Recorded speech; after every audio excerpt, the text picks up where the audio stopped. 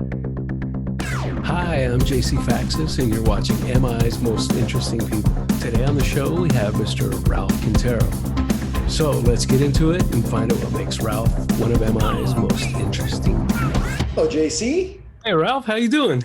Doing great, brother. How are you? Doing good. Good to see you, man. Yeah, man, good to see you. How you been? I've been good, brother. I've been good. I dig the background, man. It looks nice. Yeah, I've got a couple of different little things. I've got my tribute to the Dolphins, it's the perfect season poster, and it's autographed by every single member of that team. Oh, nice. I've got a pair of Muhammad Ali gloves on this side with all of his affirmations, and then that is a Fender California that's signed by all of the members of the Eagles. That's very cool. Yeah, man. I'm digging your background too. I'm digging your podcast, man. I'm absolutely loving it. Oh, man, thank you very much. Good guess. It was awesome to hear you just chatting with Dean. Yeah. Like two of my favorite people. And the Louis Martinet was like a total throwback because I grew up listening to him. And it was like, wow, total Miami guy, just like awesome. You know, and now I got you on here. So I've done a little digging, you know, and I discovered you have a pretty cool nickname, Folgers. Right? Oh, thanks, Mike. So how did Folgers come about? Oh my God. That came about when I was VP of sales at JBL, and Mike Shane, who I absolutely love. You, Mike, and I spent some really fun times together. Mike actually gave me that nickname. So it's tied to sales and always being going and always moving and just kind of always being like ultra caffeinated and go. Hi, you know what? I could see that. That was a good name. He is someone with such an amazing story, and has had such a wonderful trajectory in his career, and really sets the bar very high, not only for people in this industry, but just a general understanding and helping people along. He's genuinely like you, I would say, and like Dean, who you had on your first episode, like generally good industry people, man. Well, thank you. So, I mean, that's my goal with this, really. You know, in my previous positions, I got to meet a lot of really good people, and I found it fun and rewarding to introduce one good person to another good person, and a lot of them now have become friends. So, with this YouTube channel thing, I thought, you know, what better way to introduce somebody that is really cool and a good person to all these other people who should know them and maybe don't. So that was kind of the impetus for this thing. That's awesome, JC. And you know what, bridging those connections, produces some like amazing results. You're going to end up looking back at this project, I think, and going, wow, you know, I started something really interesting here. Well, I hope so. I mean, it's been fun so far, and, you know, kind of, because I mean, we've known each other for a long time, but, you know, some of the questions I'm going to ask you, I didn't know about. And it's just stuff that we've never had time to talk about because we were always at shows or, you know, dinners with 20 people in them. And so it just kind of. What's interesting about this, I think, like, you know, I always think that times of great change and turmoil bring about like tremendous amounts of opportunity. And I actually feel, despite the fact that this is the longest amount of time that I've spent in my adult life, not on an airplane or in a hotel, I do feel that I'm more connected to just about everybody who I talk to, because Zoom has given us this opportunity to do a lot more face-to-face, slow down a little bit, and just kind of connect on a very different level. So let's talk about your current position right now. You're vice president of sales and marketing at Mackie. Yes, sir. But I want to go back a little farther. How far do you want to go back? Huh? How far? Oh, you know, way back. When we met, you were at JBL, at Harman. Yep. And your position was vice president of? worldwide sales Worldwide sales. for JBL Pro and what we called at that time the distributed brands. So AKG, Soundcraft, and Studer in the Okay. US. And then in typical Cuban fashion, it looks like you had enough one day, right? I did. Okay. I did. And No. Go ahead. so, you know, you're absolutely right. I was born and raised in Miami, Cuban parents, Cuban wife. So when you and I met, and I was at JBL, we had been living in Southern California for a couple of years already, and we had moved from Miami. So it was a cross country move. My wife and I had just gotten married. We had no family, no friends, kind of no social base in LA. And as you can imagine, as VP of worldwide sales, I was traveling a lot. Yeah. Our first son was born. So Taylor was born in Southern California. Judy was pregnant with our second son. I remember coming home. It was a Wednesday night. Never forget it. And I found Judy kind of curled up in a ball on the couch crying. And I thought something had happened to her mom because her mom's was older and was having some health issues at the time. And I was like, what happened? And she could hardly contain her crying. And when she finally came out, she's like, I can't do this anymore. I was sick last night. Taylor was sick last night. I didn't have anybody to call. Oh, wow. Can't do this anymore. And at the time she was working for one of the largest Hispanic advertising agencies in the country. And so we both had really good positions, and we said, well, you know, what are we going to do? She's like, I want to go back home. I want to be near my family. I want to be near your family. Like, I don't want the kids to grow up without that.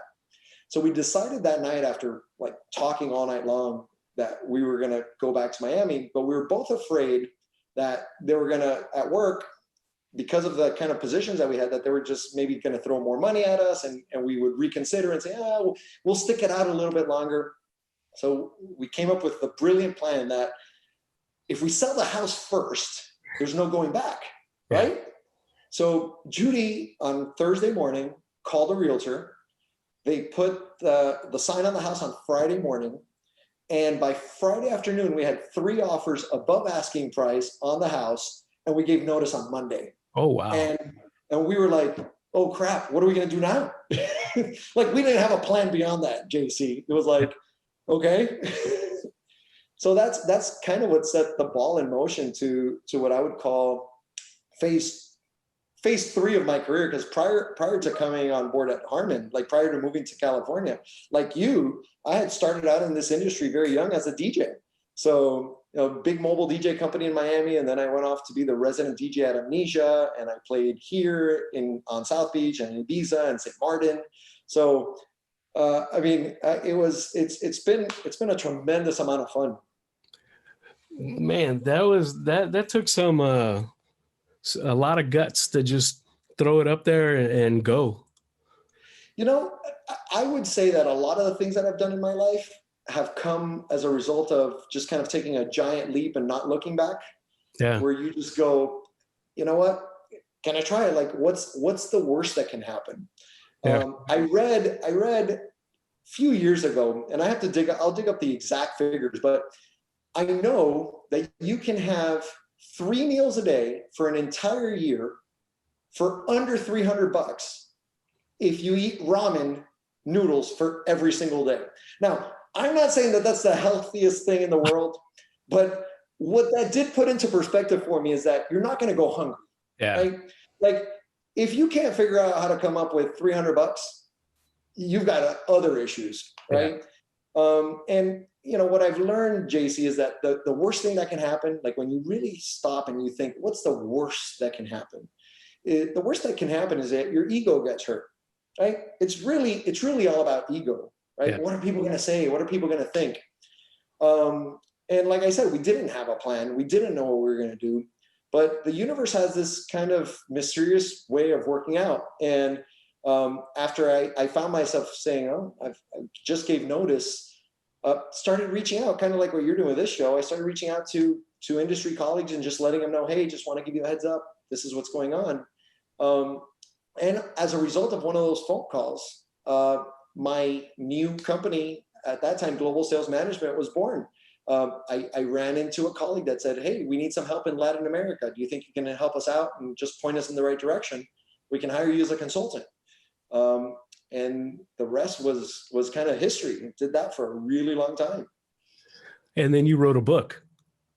Wrote a book. So the book came about after talking to a lot of people that had found themselves in the same situation that I was in corporate, right? Traveling 90% of the time, not being home, you know, and I talked to all these guys and they'd be like, you know, how'd you do it? Like, I don't know that I can do this much longer. And I always would close kind of the conversations the same way. You guys, look, there's life after corporate. There's other things that you can do. And ultimately that's how the book got its title, Life After Corporate, because I just wanted to share the story. Nothing else really. It was like, let me share what my experience are, right? One of the things that I find was very helpful to me was talking to people. It's like, this is how I made the leap. And I'm a big podcast listener, so I've been listening to podcasts forever. And I enjoy listening to stories more than anything, or reading biographies and autobiographies. Like, how do people do it?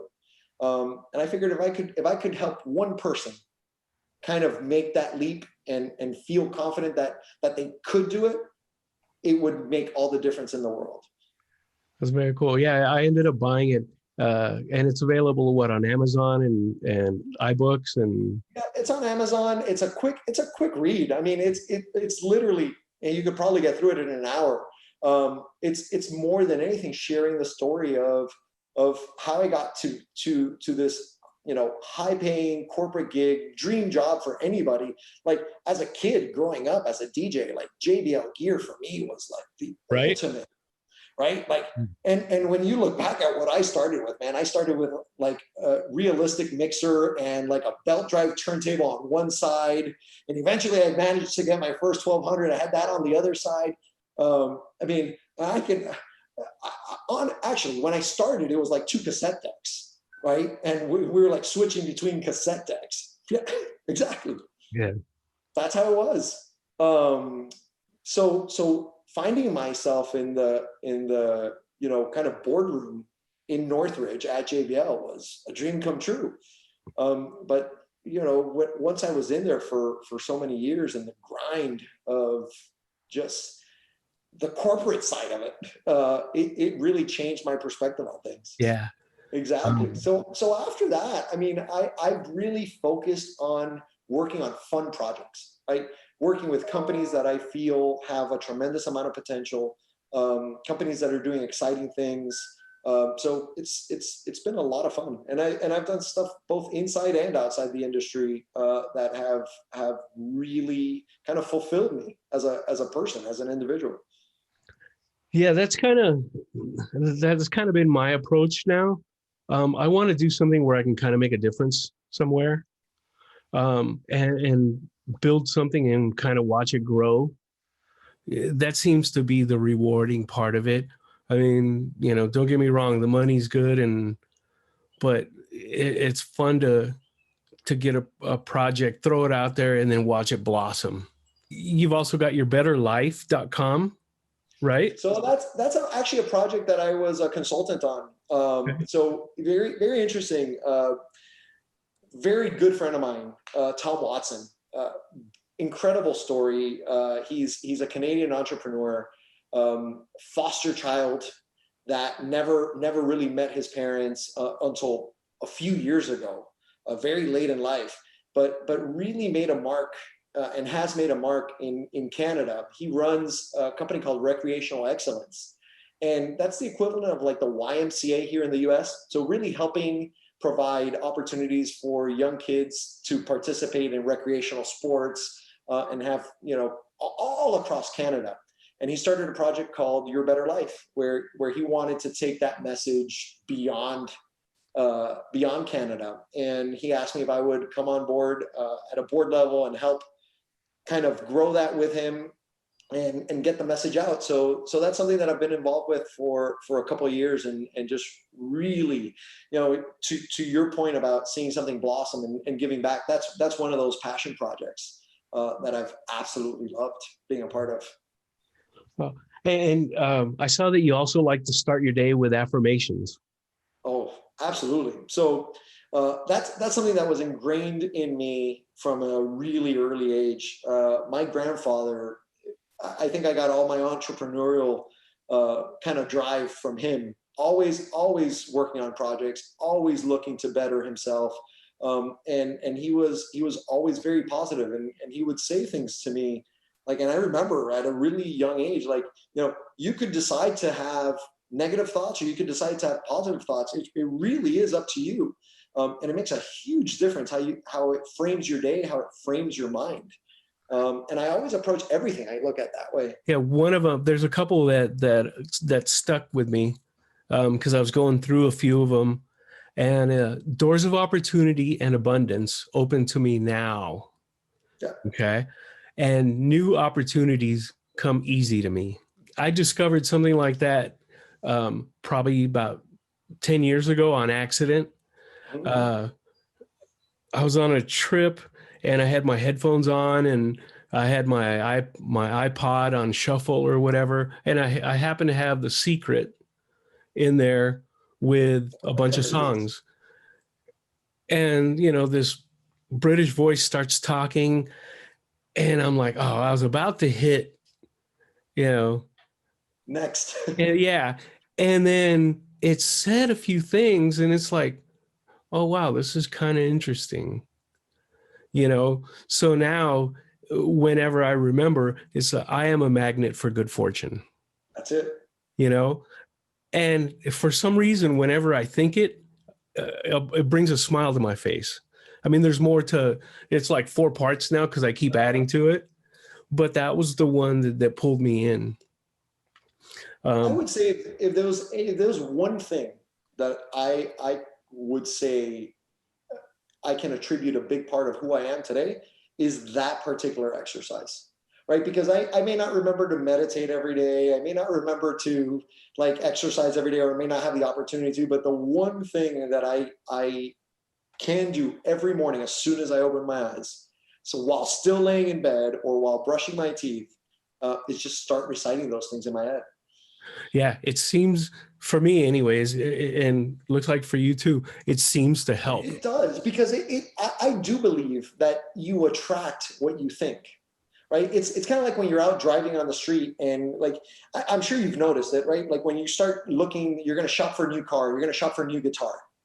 The second you kind of put that intent out there, all of a sudden you're seeing that red car, red cars everywhere, Yeah. or you're seeing the particular model of car that you're going to buy, right? Because subconsciously you've kind of put that on there, and now you're looking for those things. And in the same way that where I say, doors of opportunity open for me now, I want to see those opportunities popping up, and guess what? They do. And by adding the word now, it doesn't put it like out there 4 or 5 years from now. It like starts to bring it closer, like Yeah. now. Yeah, I like that. I started going because you have uh, business affirmations. I do. I have business affirmations. I have personal affirmations. So I'll share a fun story with you. Okay. One of the businesses that I had started was an app development company. And originally I had started like developing, like, and I'm talking like early days of the App Store, like when games like Doodle Jump and like the iFart app were still like a thing, right? And we started developing apps really, really early. Probably right after I left Harman, it was one of the first side projects that I started because I was interested in it. And we had done like cheesy, like a mood ring app. It was called Mood Scanner, and it would like fake scan you and give you a random mood.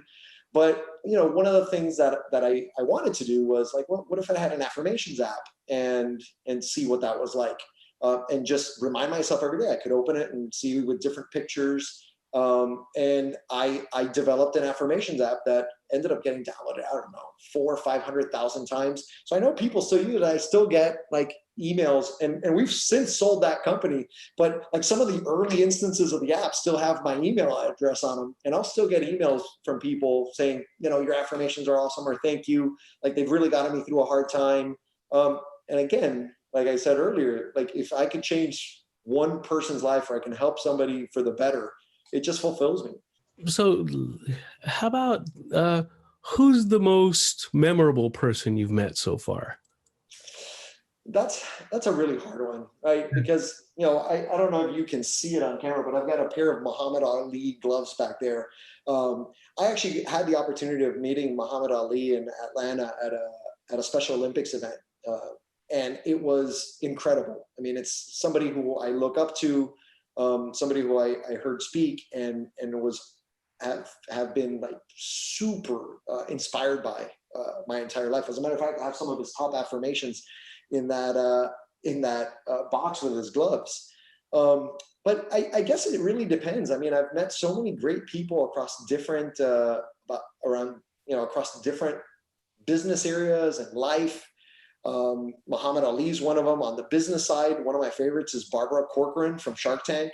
I reached out to her cold. I was working on a magazine project called The Great Business Project. It was a digital magazine that we were putting out on iPad.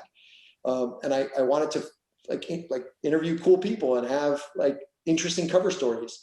And I'm like, I was fascinated, and still am, by Shark Tank. I'm like, I'd love to have Barbara on. She was my favorite shark. So I called her office. I said, hey, I'm the publisher of this magazine. I'd like to interview Barbara. And they're like, yeah, hold on a second. And literally the next person who came on the phone was Barbara Corcoran. And we scheduled a meeting, and like we had a 3-hour session. I mean, it was incredible, all because I took the chance to pick up the phone and call somebody. Now you got me stuck, because now I'm thinking about, okay, who should I be calling? And it's amazing. Like, what I find is that people, when they get to a certain level, and even if they're not, people genuinely like to share their thoughts, their ideas, their tips. Most of the most successful people in the world, I find, give freely. They give information freely. They don't, hide their ideas close to their chests. I find that even the most innovative companies and people aren't hiding their ideas and keeping them under wraps. They're kind of putting it out there and seeing like how the universe can help align things to put together the kinds of teams and resources needed to bring those ideas forward. okay. Yeah, I think I know what you're going to say, but what advice would you give to somebody who, wants to succeed in business, and wants to get into the music business? Independent of what side of the music business they want to get into, whether it's the business side, whether it's working for a manufacturer, an equipment manufacturer, or the business side of the music through like A&R, or at the label level, or as a producer, or even as a musician, is you have to get started. You have to put yourself out there.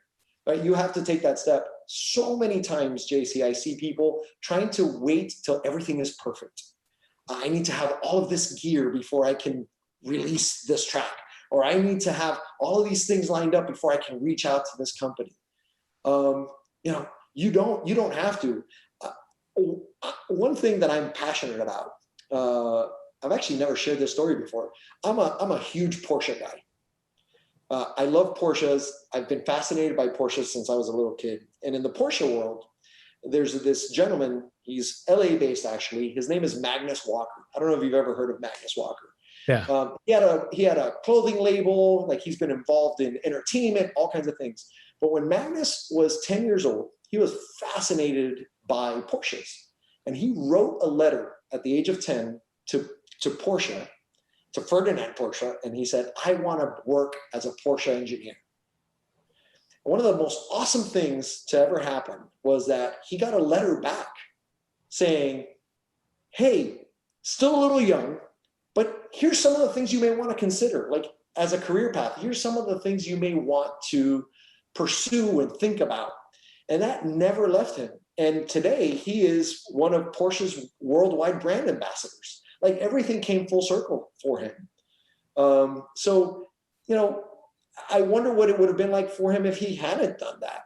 Maybe he wouldn't be a brand ambassador. So, and in my case with Barbara, like I wouldn't have gotten her if I would have tried to go the regular routes, like, oh, let me find her manager, or how do I do this? Or like, where's the lady? Like, what's her office number? She owns a real estate company?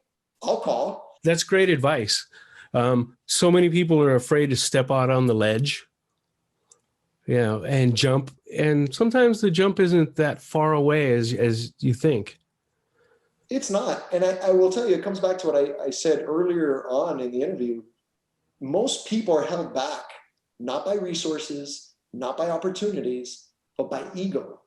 What Yeah. are people going to think? Yeah. Right? What are people going to think? Like, are people going to think I'm crazy?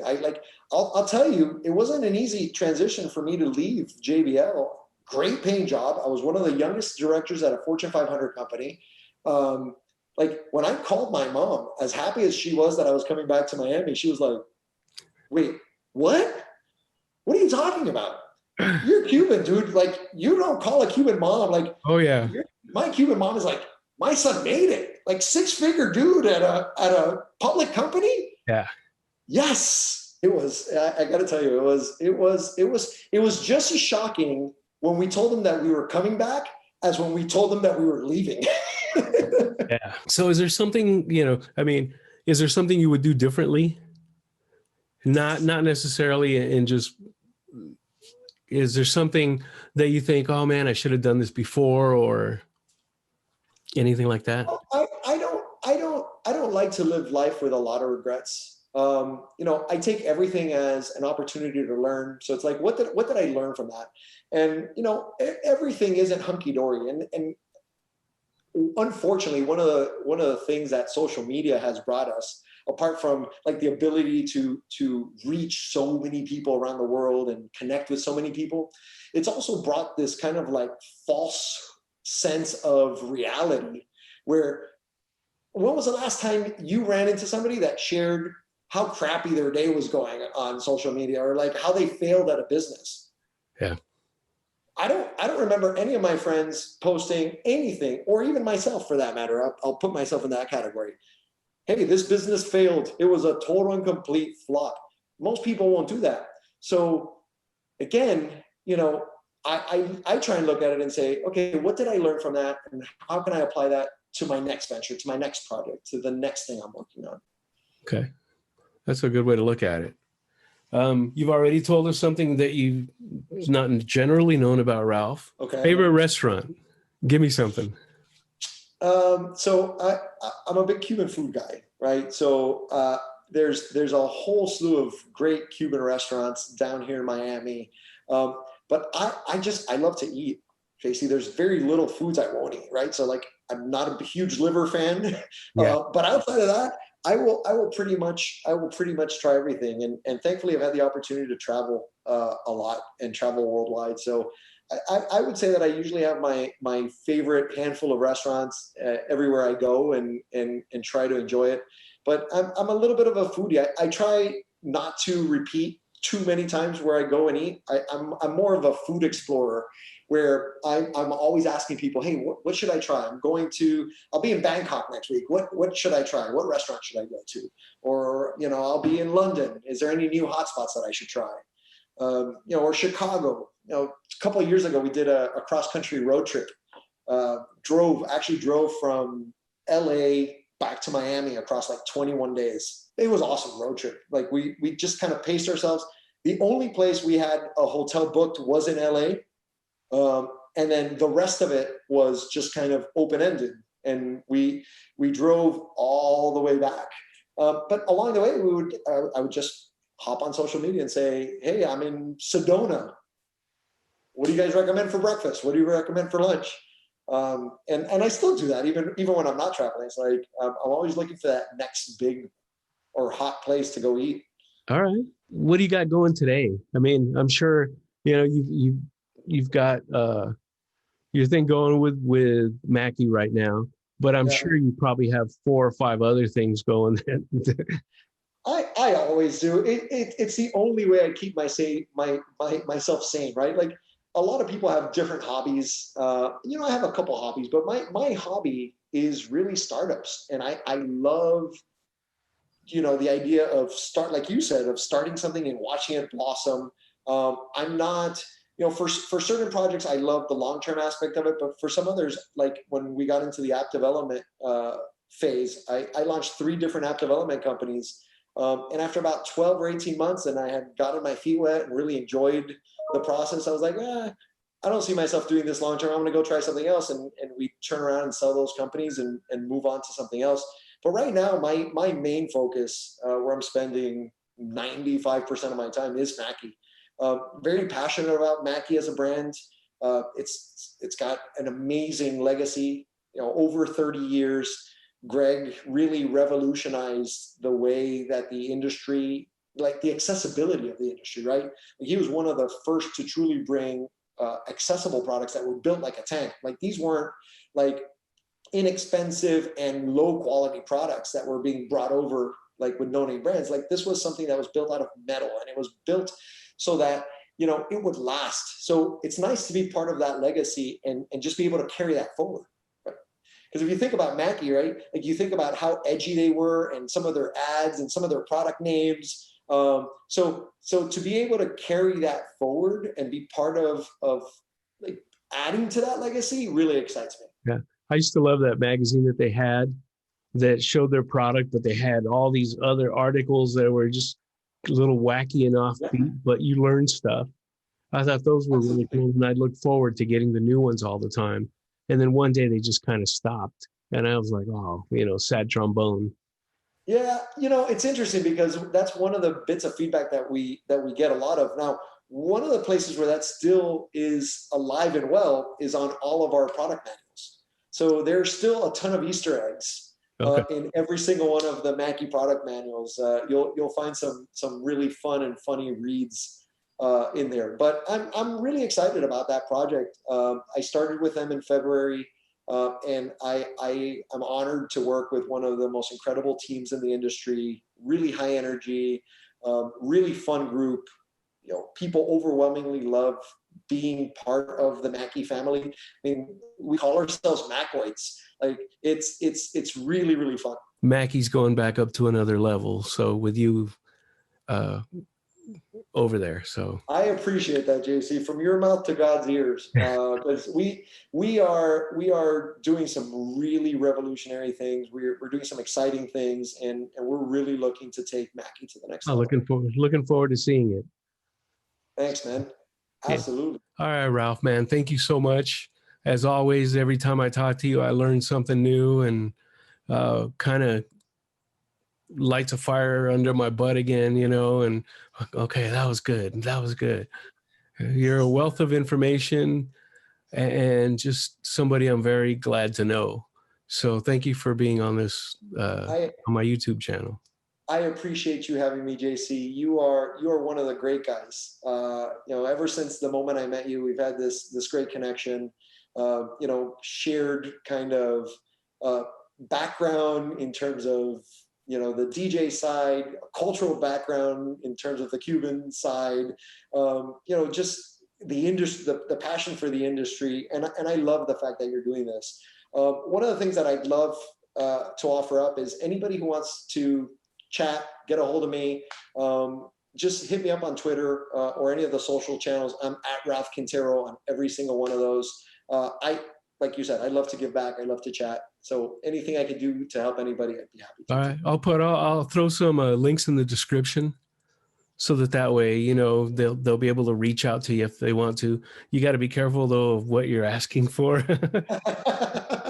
Be careful what you wish for. Yeah, this thing might blow up and all of a sudden, Barbara might be reaching out to you. Hey, that would be good. So awesome. It's fun. Thank you. Thanks again, JC. All right. Good seeing you again.